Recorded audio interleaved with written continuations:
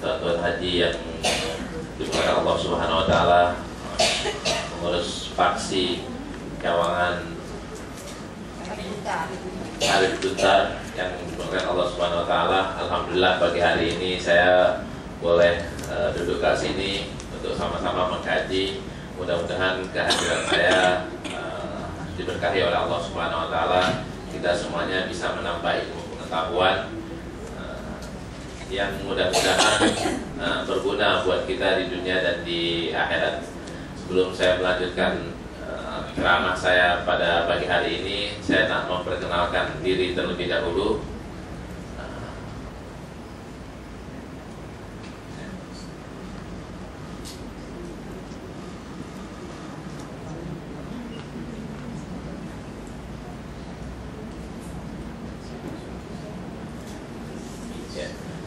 Saya nak memperkenalkan diri dengan bahasa kalau bahasa narasinya seperti ini.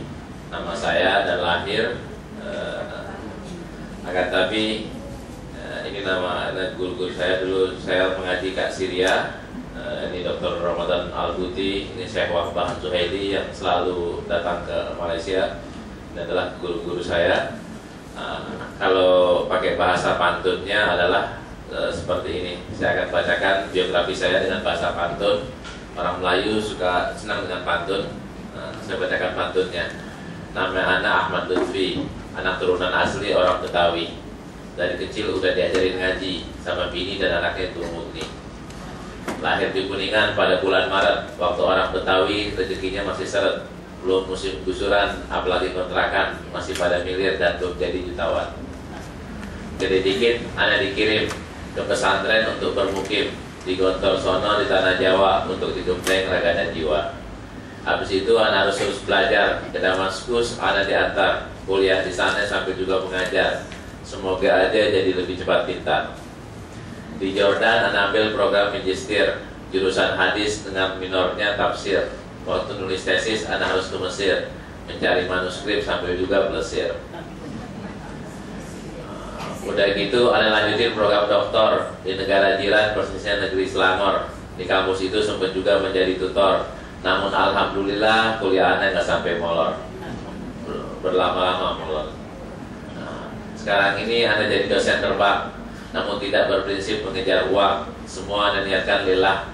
Soal rezeki mah insya Allah tetap nambah. Ngajar di pasca sarjana, pasca UI, UM, IIQ dan juga UIN Jakarta, Bandung, Solo, Bengkulu Anda lakonin. Oleh McGill dan UKM Anda juga dimintain bantu mengajar atau cuma montenin memberi nilai, jadi penguji luar.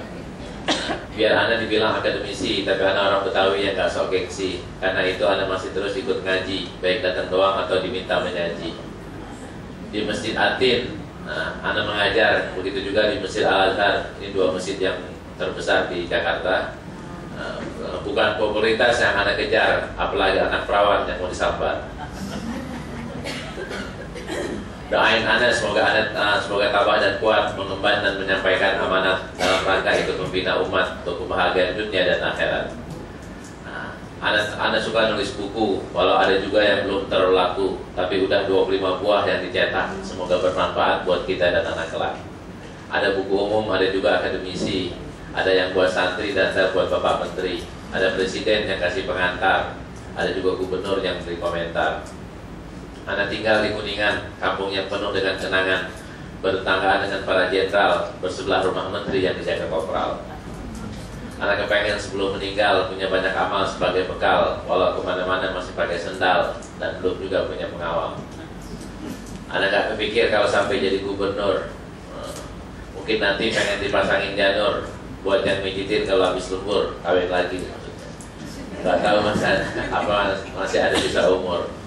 Ya Allah, Anda minta husnul khatimah kepadamu yang maha pemurah. Anda tahu kalau Anda banyak dosa, tapi Anda gak mau kalau pakai maksud terakhir.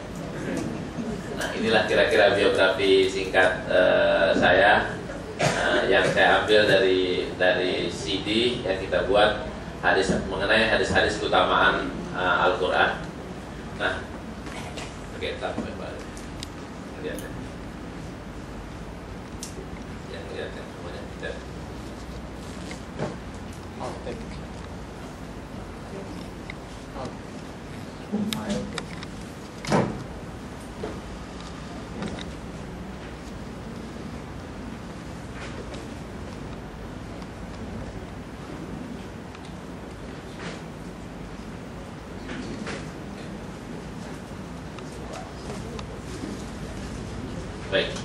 Eh, Ibu-ibu dan bapak-bapak sekalian, sebelumnya nanti maaf kalau ada bahasa yang masih ada sedikit beda kalau terjemahkan ke dalam bahasa Indonesia. Nanti kalau ada saya salah paham. Saya mengaji di UGM 3 tahun, 3 tahun, tapi bahasa Melayu saya udah lupa lagi. Lulus tahun 1999. Jadi udah lama dah, udah 10-11 tahun dah. Baik, nanti saya akan sedikit berdiri. Ibu-ibu, kita hidup kan akan melalui dua fase. Kita sekarang hidup di dunia, insya Allah sebentar lagi kita akan pindah ke akhirat. Apalagi di sini banyak orang yang tua, yang sudah tua. Kira-kira kan sebentar lagi kita akan masuk ke fase kematian. Habis kematian kita akan masuk alam kubur. Setelah alam kubur kita akan mengalami kiamat. Nanti berkumpul di padang mahsyar, lantas dihisab melalui jembatan Shiratal Mustaqim. Setelah itu kalau tak ke surga ya ke neraka. Kalau tak ke neraka ya ke surga. Nah, kita kan tak mungkin masuk surga tanpa melalui kematian. Kita tak ada yang di sini bakal masuk surga kecuali setelah mati. Nah, mati ini apakah Pak Cik duluan, saya belakangan, atau saya belakangan Pak Cik duluan? Nah, tapi kan semuanya setelah masuk surga. Nah, kira-kira jamaah paksi Palit Buntar ini masuk surga atau masuk neraka? Maunya masuk surga, kita minta masuk surga. Akan tapi apakah kita masuk surga atau masuk neraka? Kita akan tengok apa syarat masuk neraka. Nanti baru apa syarat masuk surga. Kita tengok penghuni neraka. Penghuni neraka ternyata ada dua kelas, dua bagian. Ada penghuni tetap, ada penghuni sementara. Penghuni tetap adalah orang kafir dan orang musyrik. Kita alhamdulillah tidak menjadi penghuni tetap karena kita tidak kafir dan tidak musyrik. Kita mukmin. Nah, namun penghuni sementara neraka adalah orang mukmin yang berdosa. Kita mukmin alhamdulillah, berdosa tak? Banyak lah. Nah, kalau banyak atau berdosa atau banyak, berarti kita mungkin menjadi penghuni neraka untuk sementara. Sementaranya ada yang 1 hari, ada yang 2 hari, ada yang 1 pekan, ada yang 1 bulan, ada yang 1 tahun, ada yang 10 tahun. Kalau 1 hari sama dengan 50.000 tahun. Nanti akhirat kan itu 1 harinya akhirat sama dengan 50.000 tahun. Nah, kalau kita penghuni sementara neraka 1 tahun, 1 hari, berarti 50.000 tahun di neraka, hitungan dunia. Nah, kalau kita orang mukmin tapi masih berdosa. Nah, hebatnya agama kita, hebatnya Nabi Muhammad SAW, beliau mengajarkan yang berdosa silahkan pindah untuk tidak berdosa dengan cara bertobat atau beristighfar. Nah, ini syaratnya. Kira-kira masuk neraka seronok atau tak? Kita nak tengok neraka macam mana. Ya. Ini ilustrasi ya, bukan hakiki, ilustrasi. Nah, ini ada tungku api. Ini isinya minyak. Kaki kita nak kita celup kat sini 1 jam. Sanggup tak? Nah, sangguplah. Kalau duduk kat sini, kat dalam sini, duduk kat dalam sini, sanggup tak? Sanggup. Kalau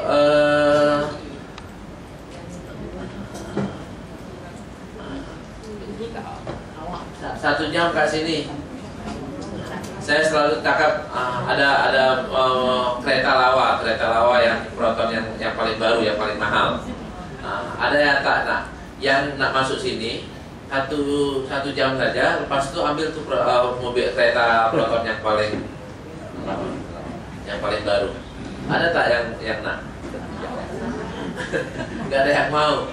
Nanti kalau kita masuk neraka kan macam seperti ini, dan neraka itu lebih parah, lebih sadis daripada ini kan, dari api dunia. Nah, kalau kita tidak mau masuk ke neraka, maka mari siapkan masuk surga. Kita tengok surganya. Surga indah atau tak? Nah, indah sekali. Kita coba lihat ilustrasinya. Ada yang ingin punya rumah macam ini? Kira-kira kalau saya jadi cikgu, mampu tak beli rumah macam ini? Belum mampu lagi.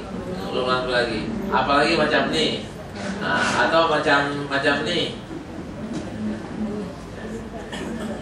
atau macam istana Sultan Hasanah Bolkiah. Saya tak mampu. Saya jadi menteri pun tak mampu beli apa istananya Hasan Bolkiah. Atau ini rumah yang paling, ini rumah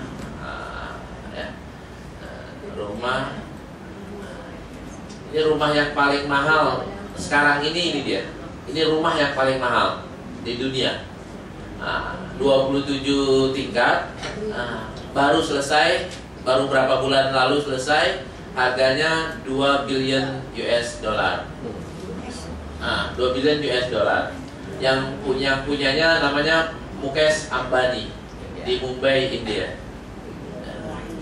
Ini rumahnya yang huni 3 orang, suami istri sama anak 1. Stafnya, pembantunya ada 600.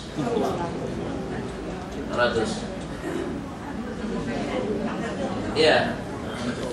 Nah, untuk sekarang ini track recordnya adalah rumah termahal sedunia. Rumah. Nah, nanti kalau kita penghuni surga, kita akan punya istana lebih cantik, lebih elok daripada ini.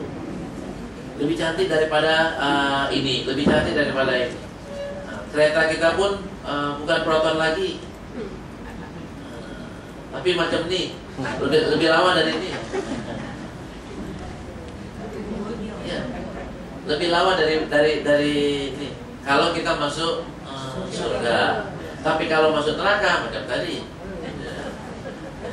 Nah, kalau nak masuk surga, kita tengoklah syarat masuk surga. Apa syarat masuk surga? Ternyata syarat masuk surga tiga. Iman, amal soleh, ridho Allah atau rahmat Allah. Ridho Allah atau rahmat Allah tidak akan diberikan kecuali dengan amal soleh. Amal soleh tak mungkin diterima kecuali dengan iman. Nah, kita tengok dalilnya, klik dalilnya.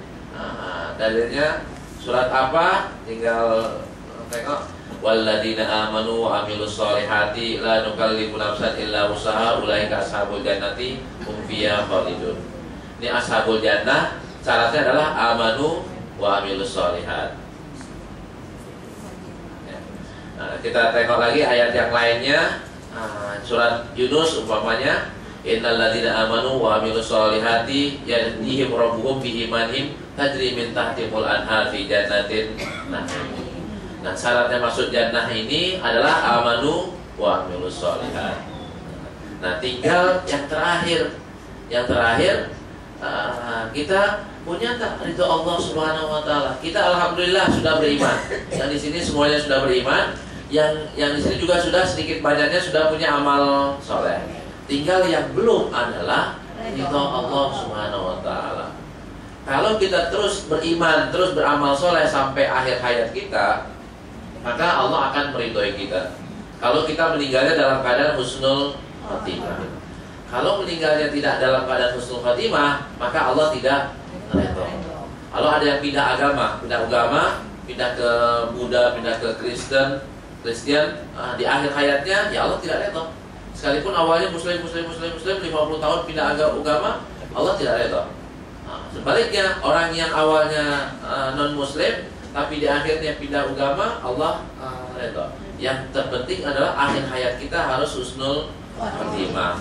Nah, ini bagaimana cara husnul khatimah? Kita nak tengok gambarannya. Kematian yang paling bagus adalah kematian yang husnul khatimah. Nah, orang yang husnul khatimah harus dalam keadaan mukmin dan muslim. Terlebih lagi akhir kalimat yang dia ucap sebelum meninggal adalah mengucap La ilaha illallah. Rasulullah bersabda, Man kana akhiru kalamihi la ilaha illallah dakhala jannah. Orang yang terakhir berucapnya adalah la ilaha illallah, dia pasti masuk surga. Namun banyak sangat orang yang di akhir hayatnya tak boleh cakap. Tak boleh cakap la ilaha illallah. Diajari tak boleh cakap. Tapi banyak juga orang yang sudah koma, sudah tak sadarkan diri, 6 hari seminggu di ICU, tahu-tahu pas mau meninggal bangun langsung mengucap la ilaha illallah. Ada cerita dokter di rumah sakit Riyadh, Dokter Jabir namanya. Beliau tiap hari kan ahli jantung, kerjanya di ICU. Tiap hari lihat orang nak mati. Nah, ada beberapa orang sudah 3 bulan di ICU, tahu-tahu pas nak mati bangun nyebut la ilaha illallah Muhammad Rasulullah langsung meninggal. Ada yang 6 bulan macam itu juga. Tapi ada yang banyak sekali, lebih banyak lagi orang yang diajari nyebut la ilaha illallah tak boleh nyebut. Tak boleh nyebut. Di Jakarta saya cakap macam ini, ada ibu-ibu cerita di Tangerang, ada anak 20 tahun accident, masuk ICU, 6 hari di ICU, tak boleh cakap, tak sadarkan diri. Pas mau meninggal bangun azan, Allahu Akbar sampai la ilaha illallah langsung meninggal. Ditanya, wah, hebat banget anak ini. Ternyata tukang azan, muazin masjid. Bilal. Umurnya baru 20 tahun. Kalau tak bisa mengucap la ilaha illallah, maka mengucap nama-nama Allah yang lain tadi seperti Asmaul Husna. Atau meninggalnya dalam kondisi positif, lagi sholat meninggal, sedang mengaji meninggal, sedang sujud meninggal, sedang pergi haji meninggal, sedang pegang Al-Quran meninggal, sedang pegang kitab hadis meninggal. Ini kan yang terbaik. Kita nak tak mengucap terakhirnya adalah la ilaha illallah. Kita nak lagi sholat meninggal, kan seronok sekali. Paling enak adalah kalau lagi sholat meninggal, pasti masuk surga. Nah, ini dalilnya. Ya ayyuhalladzina amanu taqullaha haqqa tuqatih wa la tamutunna illa wa antum muslimun. Ini kan dalilnya, supaya kita meninggal akhir kalimatnya adalah mukmin dan muslim. Nah, tapi siapa yang bisa seperti ini? Nah, ini kan terpulang dari kebiasaannya. Manusia akan hidup dengan kebiasaan. Saya cerita datuk saya, Guru Mugni, itu meninggal. Sebelum meninggal, berapa menit sebelum meninggal, dia cakap sama anak-anaknya, tamu akan datang. Dikasih wangi-wangian, dia wudhu, terus tidur, suruh ambil Al-Quran sama ambil Sahih Bukhari. Pegang Quran sama pegang Sahih Bukhari. Setelah itu mengucap la ilaha illallah Muhammad Rasulullah, meninggal. Kenapa beliau boleh pegang Quran dan boleh pegang Sahih Bukhari? Karena tiap hari selalu pegang Quran, pegang Sahih Bukhari. Nah, bagi yang setiap hari pegang HP, handphone, tiap hari message, SMS, maka sebelum meninggalnya SMS dulu. Karena dia selalu SMS. Nah, karena itu kita perbaiki kebiasaan itu. Kalau kita orang selalu baca Al-Quran, insya Allah meninggalnya pun lagi baca Al-Quran. Atau yang terakhir yang dia lakukan adalah baca Al-Quran. Nah, bagaimana supaya kita bisa memperbaiki hidup ini? Kita harus berprinsip akhirat lebih baik daripada dunia. Dalilnya kan wal akhiratu khairul laka minal ula, wal akhiratu khairu wa abqa. Kan itu dalilnya. Nah, tadi kita katakan, kita lihat dulu masuk surga. Orang yang masuk surga ternyata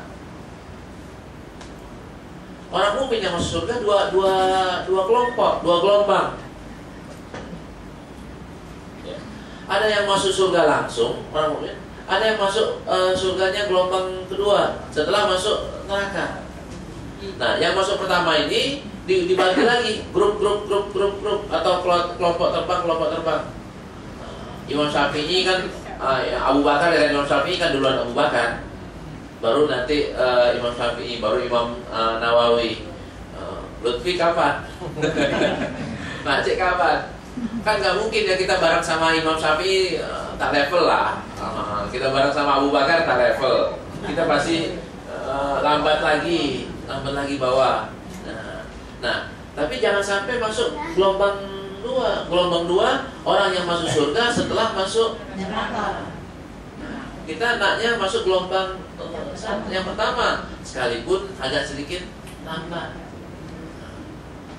Nah, tadi yang dengan kematian tadi, bagaimana kita supaya masuk ke gelombang yang pertama? Kita tengok ininya.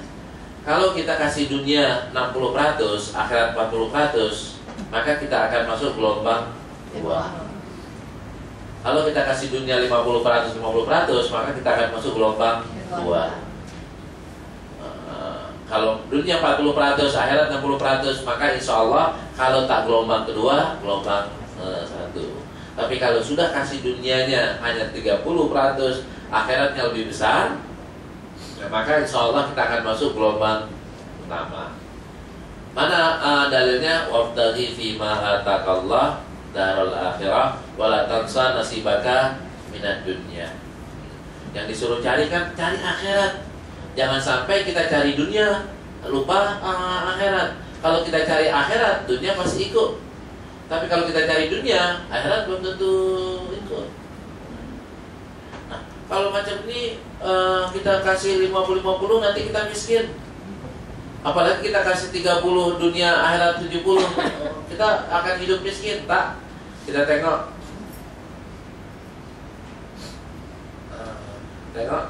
sahabat Nabi yang dijamin masuk surga.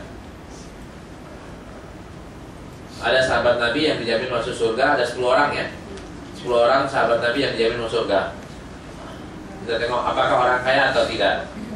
Abu Bakar bin As-Siddiq, orang kaya atau miskin? Orang kaya. Umar bin Khattab, orang kaya. Utsman bin Affan, kaya. Ali bin Abi Thalib, orang miskin. Ali bin Abi Thalib miskin. Talhah kaya, Zubair kaya, Abdurrahman bin Auf lagi kaya. Kita nak tengok berapa sedekahnya. Sedekahnya sekali sedekah 4.000 dinar. 4.000 dinar, 1 dinar berapa San? Kalau Indonesianya 1.600.000 bagi 3, 16 bagi 3, 8 ya. Tadi 800. Bukan 800. 500. 500 ringgit. Satu dinar kali 4.000. Iya, 4.000 dinar kali 500 ringgit. 20.000. Terus sedekah lagi 40.000 dinar. Jadi berapa? Sedekah lagi kuda perang 500. Nanti untuk otanya 500. Nanti untuk ahli badar masing-masing orang 400 dinar. Ini Abdurrahman bin Auf. Berapa warisannya? Kita nak tengok warisannya. Total budak yang diberdekakan 30.000 orang. Jadi ahli badar ada 100 orang, dikasih masing-masing 400 orang. Iya.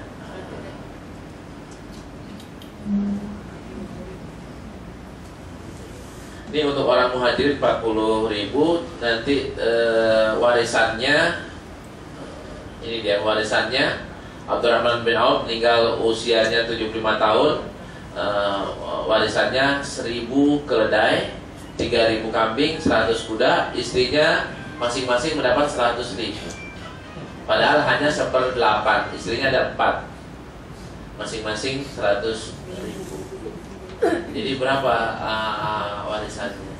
Dan beliau adalah orang yang dijamin masuk surga oleh Rasulullah Sallallahu Alaihi Wasallam. Artinya kan tadi dengan konsep kita,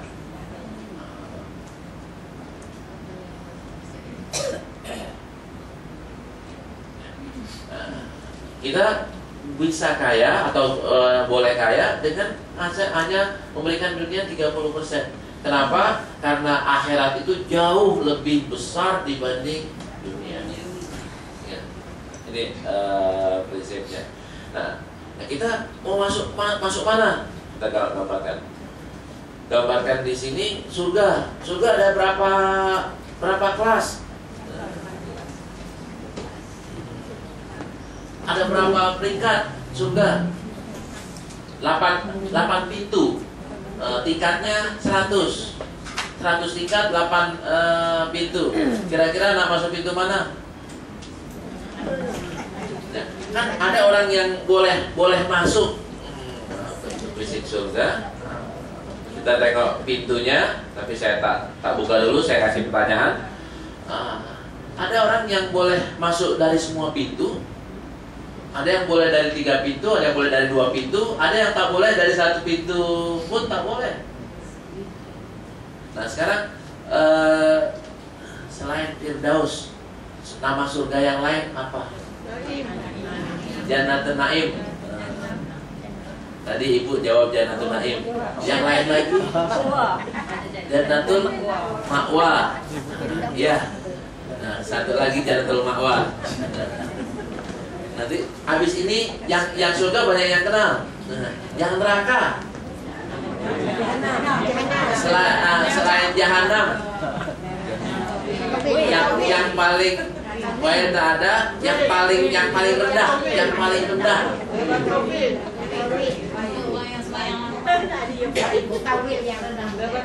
bukan. Nah, pintu surga ya, dari nama-nama surga. Pintu surga jangan terbuka sedikit. Selain Rayyan, kan Rayyan kan buat orang yang puasa. Pintu surga yang lain.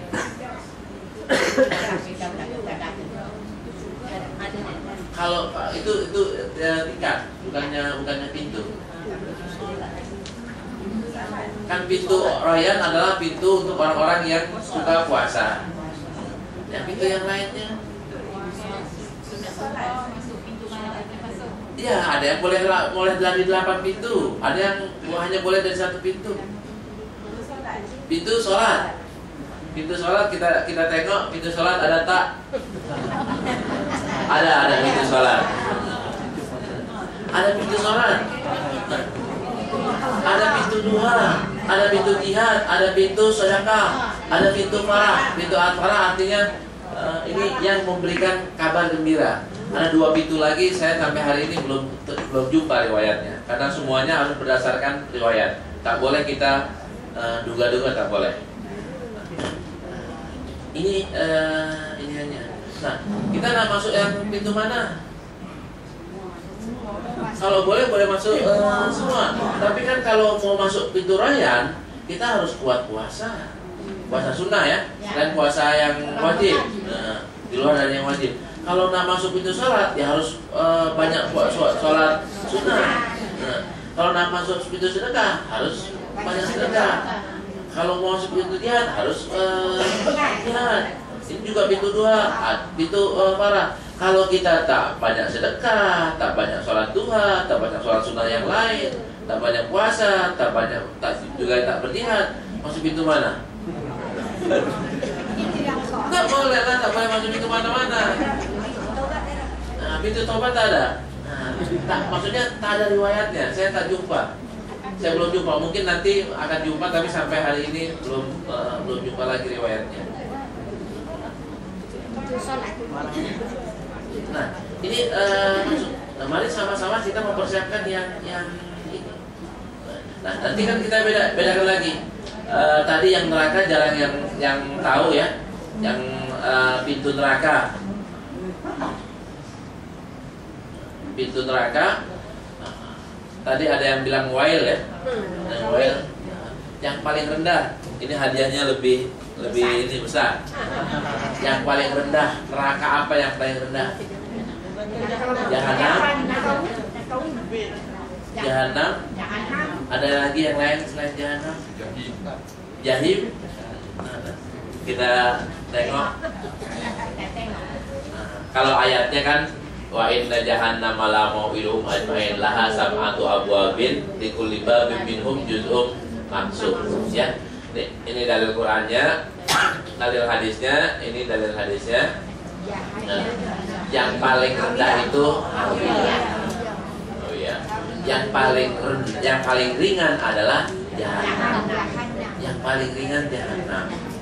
Nah, kenapa kok kita disuruh minta perlindungan dari neraka jahanam? Ini bedanya antara kita minta surga dengan minta neraka. Minta perlindungan neraka. Kalau minta perlindungan neraka, jangan dari hawiyah. Kalau Allah kabulkan doa kita minta perlindungan dari hawiyah, kita tak masuk ke neraka hawiyah, masuk neraka jahim. Minta perlindungan dari jahim, masuk sakor. Tapi kalau kita minta perlindungan dari neraka yang paling rendah, yaitu neraka jahanam. Berbeda dengan surga. Kalau surga minta yang paling tinggi. Tak dapat firdaus, dapat naim.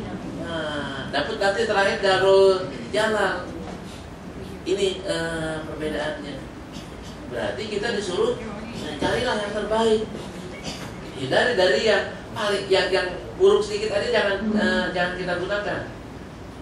Ini maknanya. Nah.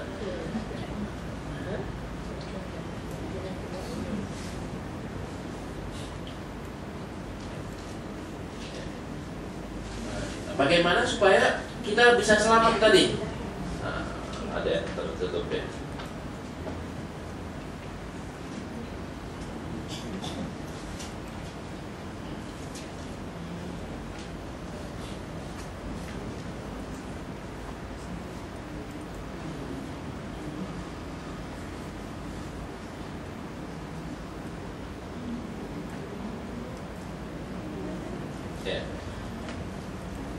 Nanti di sini kita kan semuanya bakal mati, masih mati.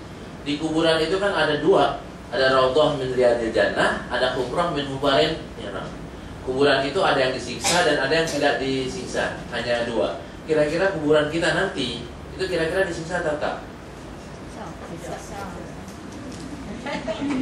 Wallahu a'lam. Tapi kan kita selalu minta kepada Allah, ya Allah hindari saya, selamatkan saya dari azab kubur, dari siksa kubur. Apa macam itu?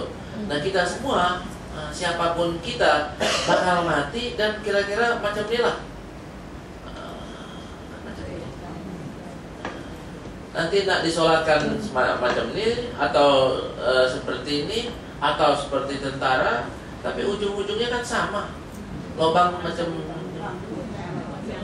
liang lahat. Nah, nanti liang di sini atasnya mau dicantik macam ini atau lebih cantik lagi macam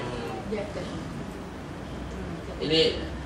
Kubur paling mahal di Jakarta. Ini 100 meter 1 juta.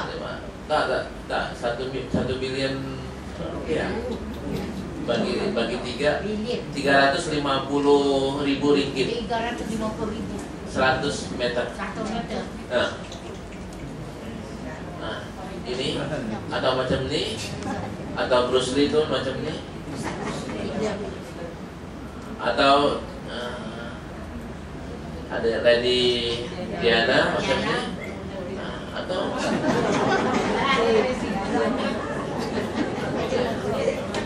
atau macam ini kuburan.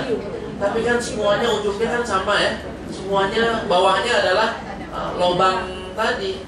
Ini lubang ini. Dan kita semuanya bakal ke sini. Nah, setelah kita masuk ke sini, kan kita akan melalui yang alam kubur. Nanti menunggu kiamat, mahsyar. Kira-kira di mahsyar kita selamat atau tak? Wallahu a'lam. Nanti di padang mahsyar kita kepanasan atau tak? Wallahu a'lam. Kan macam itu. Nanti di jembatan Shiratal Mustaqim ada ilustrasi jembatannya. Ketika dihisab, hisaban yasirah atau hisaban asirah. Fa'amma man utiya kitabahu biyamini atau fa'amma man utiya kitabahu bishimali. Kan ada dua. Ada yang biyamini, ada yang bishimali. Ada al-yawma nakhtimu ala afwahihim wa tukallimuna aydihim wa tashhadu arjuluhum. Itu kan adanya di sini. Di hisab. Iya. Nanti di siratnya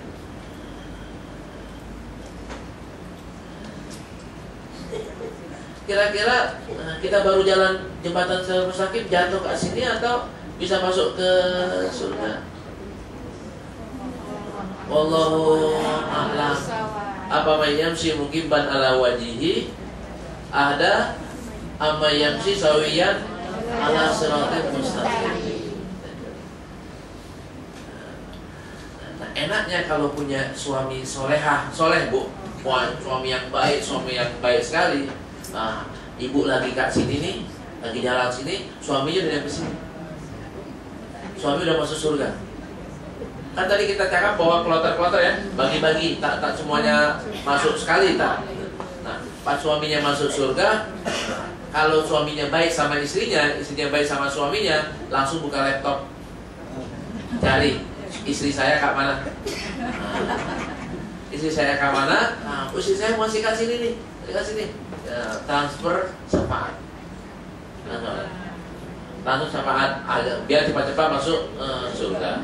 Tapi kalau dengan istrinya tak baik, selalu cerewet, marah-marah terus ke suami, tak pernah kasih nafkah, tak pernah masak nasi biryani buat suami.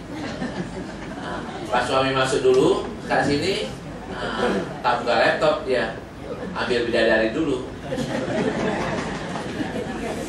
Ambil bidadari dulu, buka laptop pun cari maknya mana, bapaknya mana, anaknya mana. Nanti baru istrinya. Nah begitu sebaliknya, kalau istrinya yang soleha, istrinya masuk dulu, buka laptop dulu, cari suaminya dulu. Kalau suaminya baik, ini fenomenanya itu. Nanti ketika kita di sini, tak ada yang bisa saling menolong, tak ada. Namun kalau orang udah masuk ke surga, baru bisa menolong. Nah, yang bisa menolong di sini adalah Rasulullah Shallallahu Alaihi Wasallam. Di padang mahsyar, Rasulullah, Al-Quran bisa menolong, Rasulullah bisa menolong, sholat kita bisa menolong. Tapi orang lain, yauma yafirul mar'u min akhi wa sahibatihi wa bani likulli imri'in minhum yauma idzin sa'nu yughni. Ini kan di sini. Nah, dari potret perjalanan kita nanti ini ke sini, yang pasti masuk surga Rasulullah. Yang bisa menolong kita di sini Rasulullah. Nah, yang di sini yang tidak kepanasan adalah yang grupnya Rasulullah. Ya, grupnya Rasulullah tidak akan kepanasan. Nah, di sini kan orang akan digabung bersama orang-orang yang dicintai. Apa itu? Yuhsyarul mar'u ma'aman ahabban. Manusia akan digabungkan dengan orang yang dicintainya. Karena pertanyaannya adalah, siapa yang paling kita cintai? Ayah Allah dan Rasulullah, bukannya artis. Ada di Indonesia saya selalu cakap, bukannya lebih senang dengan pemain bola atau pemain bola kat sini siapa dulu ya? Tak ada lagi. Yang hebat. Indonesia lagi senang bola, Irfan Bahdim, Bambang Pamungkas, itu macam tuh. Atau di artis di Indonesia ada Slang, ada Iwan Fals, di sini ada Awi, ada A to Z. Dan ada lagi A to Z. Ada lagi. Zaman saya kuliah masih ada A to Z ya. Sekarang tak ada lagi. Ami, Nasir. Nah, kalau betul kita senang Rasulullah, maka kita akan mengenal Rasulullah, mengenal dengan baik. Kan kita akan mengikuti Rasulullah. Apa kana lakum fi Rasulillahi uswatun hasanah. Nah, kalau kita tak kenal, maka kita tak mungkin untuk mengikutinya. Pasti kita harus mengenalnya. Nah, mengenalnya, saya nak tanya sedikit. Apakah kita mengenal Rasulullah atau tidak?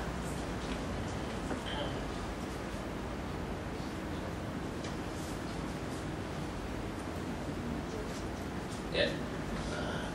Ini ada gambaran tentang Rasulullah. Tadi